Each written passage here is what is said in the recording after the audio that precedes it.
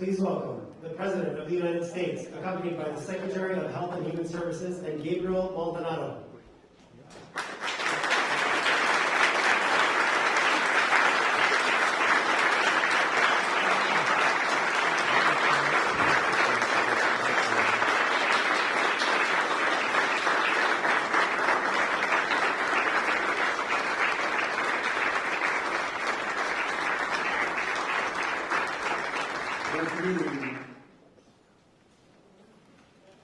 It's great to see so many familiar faces and champions of this fight. Let me start by thanking President Biden and the members of the White House for hosting us today and for their steadfast leadership over the past year. I also want to thank our extraordinary team at the Department of Health and Human Services, Dr. Francis Collins, Dr. Rochelle Walensky, Dr. Anthony Fauci, Admiral Rachel Levine, Surgeon General Vivek Murthy, Assistant Secretary Lois Pace, and so many other leaders who've helped the department improve the health and well-being of the American people. And finally, I want to recognize the generation of activists, the game changers, the people who made things happen, who have made their voice heard in this fight against HIV over the years. People like Pedro Zamora, an HIV educator and television star who died of AIDS-related complications back in 1994. Before his passing, Pedro asked the world a simple question. He said, "I wonder now, as I look around me, who's going to pick up my torch?" Today, we are still fighting to end the HIV epidemic, but we have not let Pedro's torch extinguish. Nor have we forgotten the 36 million people with Pedro who died from AIDS-related illness around the globe. As Secretary of Health and Human Services, I'm proud to lead a department and serve in an administration that is confronting the HIV epidemic head on. Look no further than the new National HIV/AIDS strategy that President Biden released today. Over the past few months, HHS has worked together with the White House and other agencies to develop a whole-of-society response to the HIV epidemic. This strategy provides a roadmap for ending the epidemic by advancing equity, expanding resources, and engaging those who have lived with this struggle, including gay, bisexual, and other men who have sex with men, racial and ethnic minorities, especially African Americans and Latinos, transgender women, and heterosexual women, people who use drugs, and people experiencing homelessness or unstable housing.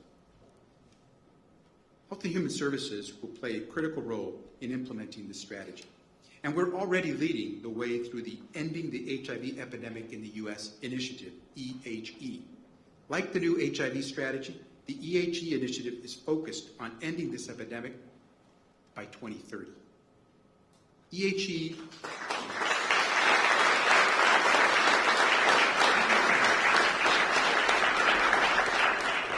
My team said to me, "You better get an applause after that one." EHE will provide additional support to the 50 jurisdictions where more than half of the country's new HIV diagnoses occur, as well as 7 states with a disproportionate occurrence of HIV in rural areas. And I will be working closely with my Assistant Secretary for Health, Admiral Rachel Levine, and the Presidential Advisory Council on HIV/AIDS to support this new national strategy. Our HHS agencies will also continue to support the global fight to end HIV through the President's Emergency Plan for AIDS Relief, PEPFAR. We're working with countries around the world to train healthcare workers and improve detection, apply the latest research and safest medications, and provide life-saving treatment to those in need. We're partnering with the World Health Organization and others to advance critical policies that will save lives. And last month, the United States announced that we will host the Global Fund's 7th Replenishment Conference.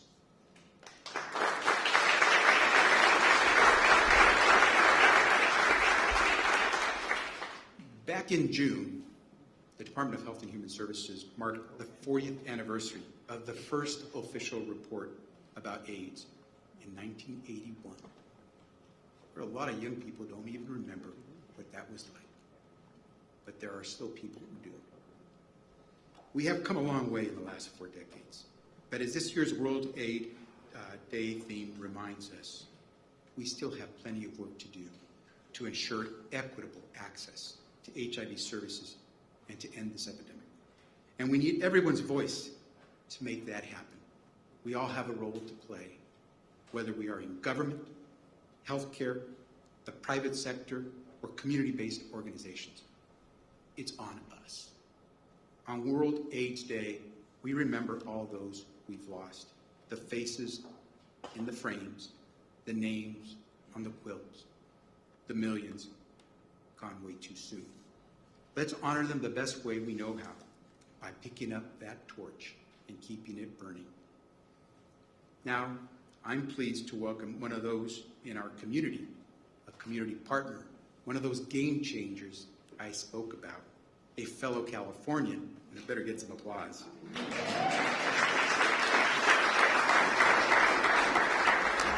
Gabriel Maldonado. As CEO of True Evolution, Gabe leads an organization that offers HIV prevention and care services. And we're thrilled that he, along with his incoming COO, who happens to be his mother, Marguerite, is here today and that they could join us with the president. Gabe is a true champion. Gabe is someone you're going to hear about for a long time, and Gabe is saving lives. And that's why he is here to get to introduce the President of the United States. Gabe, the floor is yours.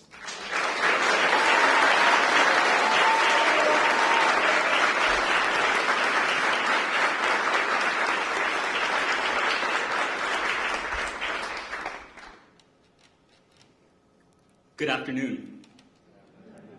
Thank you to Secretary Becerra for your generous introductions and for making the people of California very proud with your leadership. My name is Gabriel Maldonado, an LGBTQ and HIV advocate and the CEO of True Evolution, a community health and social justice organization serving Riverside and San Bernardino communities in California. I am honored to be here with you today as we celebrate World AIDS Day, an opportunity to not only remember and honor the lives lost over the last 40 years, but to celebrate the lives living and thriving, the advocates, the healers, the freedom warriors who lead the work today. I founded True Evolution in 2007 when I was 18 years old to fight for health equity and racial justice to advance the quality of life and human dignity of LGBTQ people. At that time, platforms like this were scarce for people like me. It has certainly been a full circle moment to be here with you now, sharing a story that is not only my own, but represents millions of my brothers, sisters, siblings who are part of the many vulnerable communities. It is especially the opportunity of a lifetime to be here before you today because my mother is here with me. She was my co-founder and backbone as we built True Evolution. And when the day came to navigate my own diagnosis with HIV, I waded through months of loneliness and guilt. I held a belief that somehow this new circumstance of life would make me unlovable. But Mom said that this was all part of the mission, that life will give us experiences so that we may use them to find ourselves and our purpose. Her words would sustain me as I faced my own difficulties and disappointments when trying to access basic health services in my own community. Those experiences and her words inspired me to turn True Evolution into a direct service provider for the LGBTQ community, including those living with HIV and those at highest risk. Our mission was to create programs and services and deliver care to, for, and led by the people we wanted to serve, as well as a place to employ and develop them. What began in a kitchen counter in my first apartment is today an organization that provides comprehensive HIV care and prevention services, mental health, and emergency and permanent supportive housing. We celebrate our 14th year anniversary this month.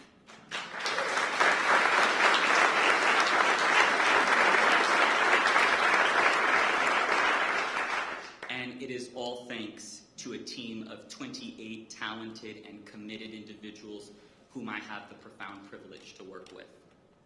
And later this month, we break ground on Project Legacy, a 1.25 acre community campus that will be home to 49 beds of permanent supportive housing, a primary care center, mental health clinic, open park space for wellness and fitness programs. And I think for so many of us who step into advocacy, we often begin in an effort to speak up for someone in our own home, a loved one, a friend, ourselves. And as a gay man, you discover along the journey the endless stories, experiences of struggle and challenge, of poverty, isolation, and injustice. And HIV has been and remains a very real part of the social and cultural experience for LGBTQ people in this country and around the world. Sitting at the center of many intersecting social issues, new rates of infection continue to be driven by factors such as poverty, lack of sexual health education, basic access to health care, homelessness, and cultural barriers and stigma. And there still remains so many people whom we've left within the margins. Indigenous and transgender communities, Black and Latin folks, our youth, women, and the millions of people around this country who live in rural and underdeveloped areas. The field of HIV has before it an opportunity to itself to meet the public health needs of tomorrow. The ending of the HIV epidemic is an opportunity to not just focus on the volume of clients and the number of patients served, but to the quality of life and human dignity that we leave them with. This builds on a rich legacy, as HIV Response was first born out of community activism and has always recognized the intersections between HIV, human rights, and civil liberties. I am excited by the opportunity we have today under the leadership of President Biden, with the release of the National HIV/AIDS Strategy, which outlines our collective national work to end the HIV epidemic, the passage of the Infrastructure Investment and Jobs Act, and hopefully soon, the Build Back Better Act.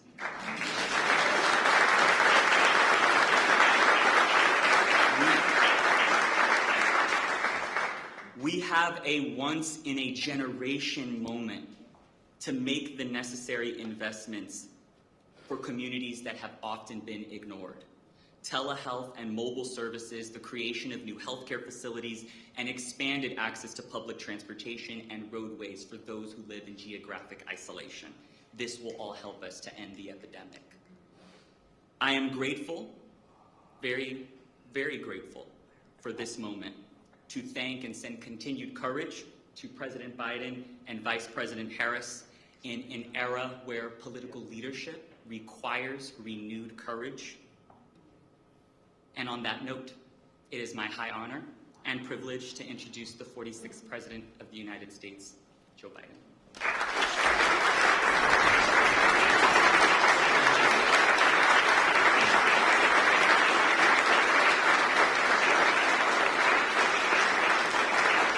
Thank you. Please sit down. Mom, come on up here a minute. Come on.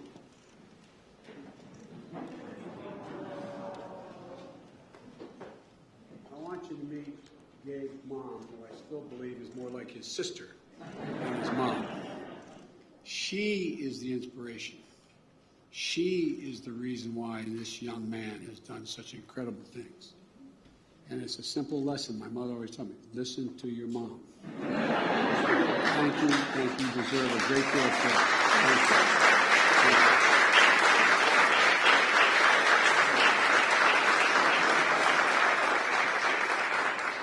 you. One other thing before I begin my formal remarks. I look out in the audience and I see so many people who've been in this battle for so long. But the one person who I know from personal experience, having been here for more than 40 years, who has been a champion when it was viewed as political suicide to be a champion, was the Speaker of the House of Representatives, Nancy Pelosi.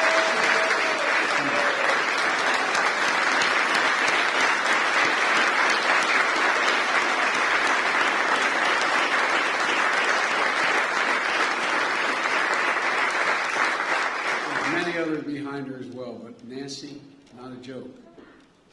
You were the one who started that fight in a way that you took it on with such passion.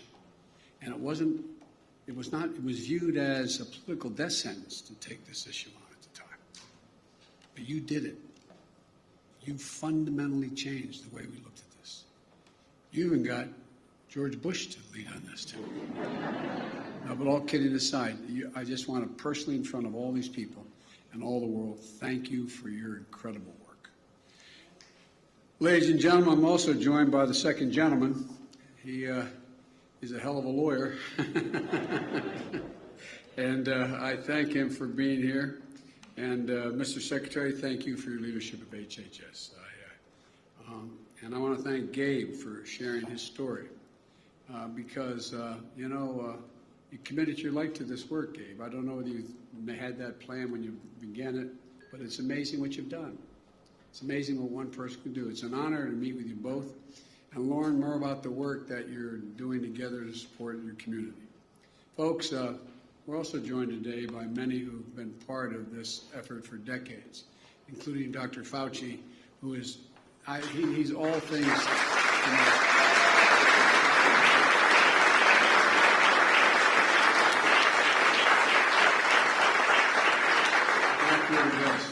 And you never walk away from an issue or a problem. Thank you.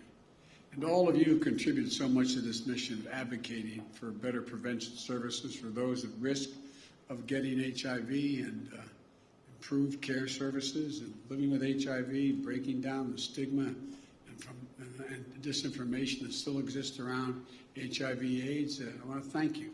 Thank you for your voices, and for putting your hearts into your work. Because that's what you do. You put your hearts into work. People can tell. It's because of all of you and the dedication of scientists and activists around the world that we've been able to dramatically reduce new HIV transmissions and make individuals with HIV today lead long and healthy lives. And, it's because of the persistence and resilience of the HIV community that we've changed so much about the way we approach healthcare research and equitable access to services, even relationship between patients and healthcare providers. And it's because of you, and it's not hyperbole to suggest it, that we are within a striking distance of eliminating HIV transmission, within striking distance.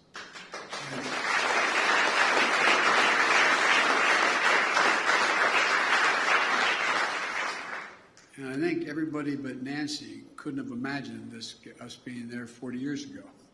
But the fact is that when CDC reported the first case of what we now know as AIDS, it's something that we couldn't fully imagine even 20 years ago, before the landmark investments that the United States made through PEPFAR and President's Emergency Plan for AIDS relief.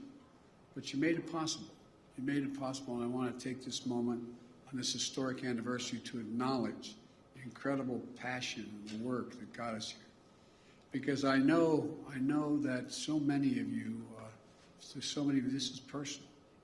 Today, we once more raise a 2-story tall red ribbon on the North Portico of the White House to remember how far we've come, the work we have left to finish, and so we never forget the price that's paid all along the way.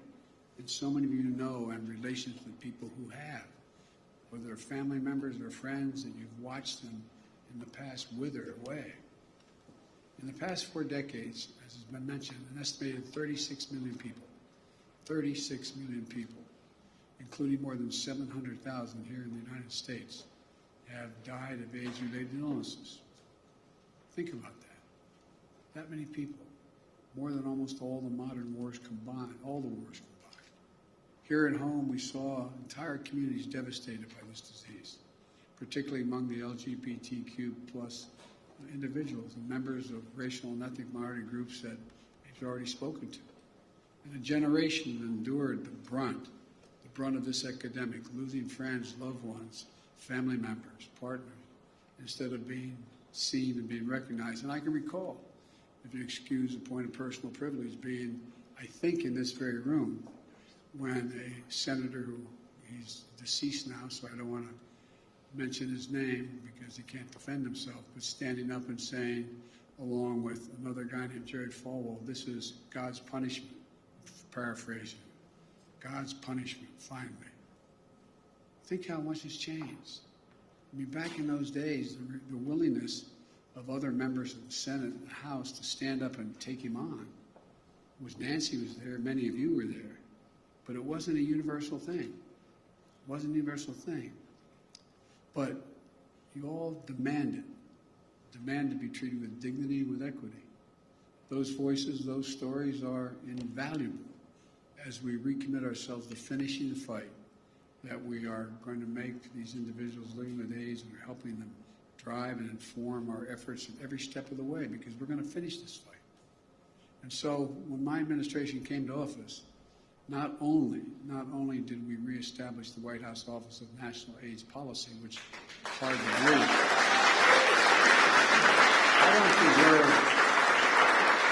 I don't think that was the easiest possible thing to do. No, I really mean it. Think about it. Think about it, that it gets a round of applause in the year 2021 when we say that. I mean, it should have never, ever, well, I don't want to get into that. But anyway. And I've asked Harold Phillips to lead our efforts. Harold.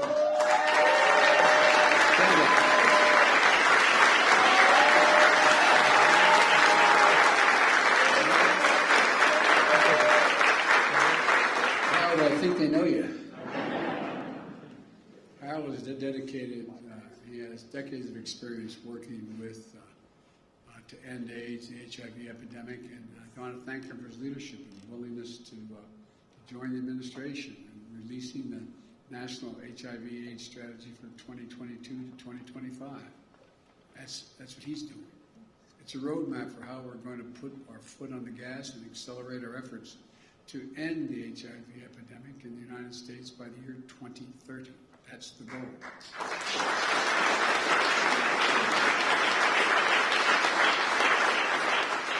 It centers on the kind of innovative community solutions, community-driven solutions that we know will work. It's a plan to make sure that the latest advances in HIV prevention, diagnosis, and treatment are available to everyone, regardless of their age, race, gender identity, sexual orientation, disability, or other factors. It shouldn't matter where you live in the country, or how much money you make, or how you respond, or how we have to respond across the board. The HIV epidemic everywhere, and support all people living with HIV.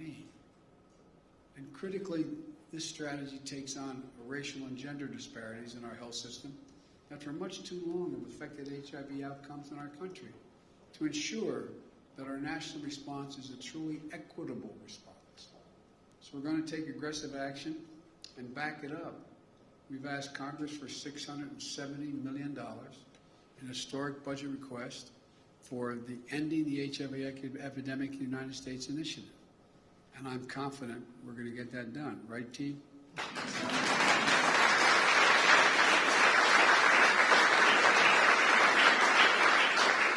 We've got some great congressional champions for this work here today, starting with a woman, as I said, I've already mentioned, as she leader of the issue from the moment she set foot in Congress, starting with Nancy, but also Representative Barbara Lee.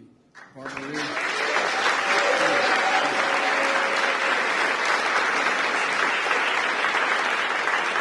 Maxine Waters.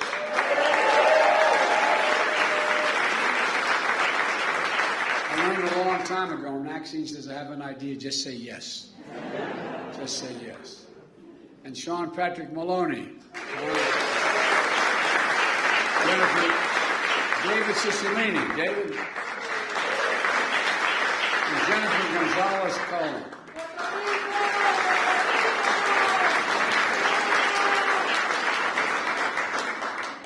Thanks for all you're doing. I'm going to say not for your support. This is sui generis with all of you. You're just incredibly committed to this.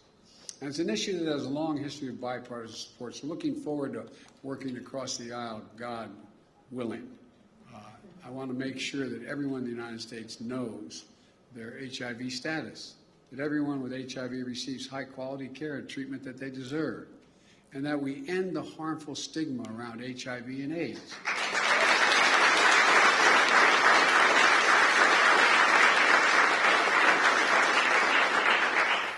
In particular, there's still a large number of states that have HIV criminalization laws that do not reflect an accurate understanding of HIV. For example, HIV cannot be transmitted through saliva. There are still laws in the books that criminalize spitting by people with HIV. I mean, this is 2021, United States of America. But we have to follow science, and that means eliminating laws that perpetuate discrimination, exacerbate disparities, discourage HIV testing, and take us further away from our goal. We can do this. And as we accelerate our efforts at home, we're not going to let up on the efforts to fight HIV/AIDS globally. Leading reauthorization of PEPFAR in 2008 was among the highlights of my time as chairman of the Foreign Relations Committee. And at the time, by the way, I was not one of the great leaders in this. I always supported the effort, but it was because I was chairman of the committee. And believe it or not, there was a Republican president, and I'm not being a wise guy when I say this, who pushed for PEPFAR as an undeniable proof of the good that American leadership and innovation can achieve in the world when we commit to it. We have a moral obligation to do that and continue. Since President Bush launched PEPFAR in 2003, we've saved more than 21 million lives. We've prevented millions of HIV infections, and we've helped at least 20 countries bring their HIV epidemics under control or reach their UN AIDS 90-90-90 treatment targets.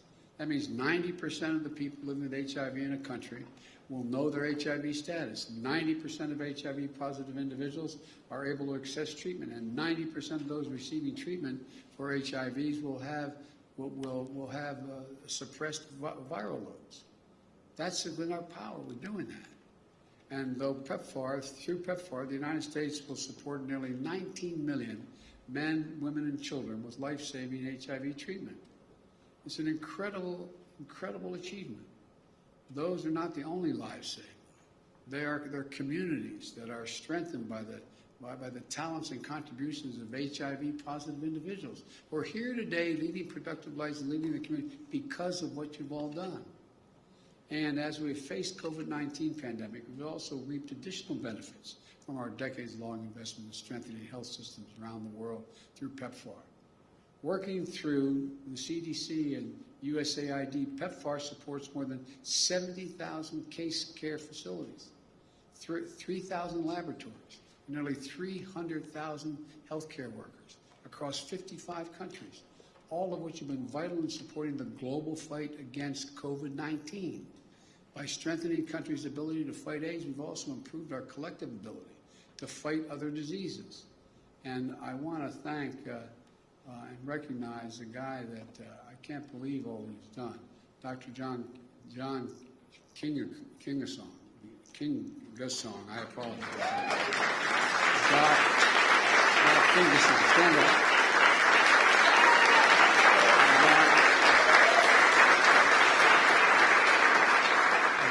Dr. Kingasong, you can call me Joe Biden. But you're helping lead the important work of Omicron variant in his current role as Director of African CDC, and who is my nominee for Ambassador at Large to oversee PEPFAR and our global efforts to combat HIV. I understand you're joined by Peter Sands. Peter, stand up, will you? Executive Director of the Global Fund. This year marks 20 years of the Global Fund, and the United States is proud to be both a founding member of the fund and the largest contributor. And the United States is looking forward to hosting the Global Fund's 7th replenishment conference next year here. And so, thank you. We still have a difficult road ahead of us. We can't kid ourselves, particularly addressing the disparities we see both domestically and globally, including the impact of high transmission rates among adolescent girls and young women. And today, as we look back in the past 40 years, where there's been so much pain and suffering, It's a testament to all the hard work represented in this room and around the world, that we're gathered today with hope in our hearts and for the future that's within our grasp. We can do this. We can do this. We can eliminate HIV transmission. We can get the epidemic under control here in the United States and in countries around the world. We have the scientific understanding, we have the treatments, and we have the tools we need. We're going to engage with people with lived experience with HIV and ensure that our efforts are appropriate and effective and centered around the needs of the HIV community, not us, centered around the needs of the community. And folks, together, we're going to save lives. I can imagine no higher calling to which we could be dedicated than our commitment to save lives. And this is the one area where we can get a lot more done quickly. So I want to thank you all again. I'm honored to be with you today. And this is one heck of a group of people who have hearts that are as big as their heads. And thank God, have in those beautiful skulls so much knowledge and capacity. So thank you, thank you, thank you.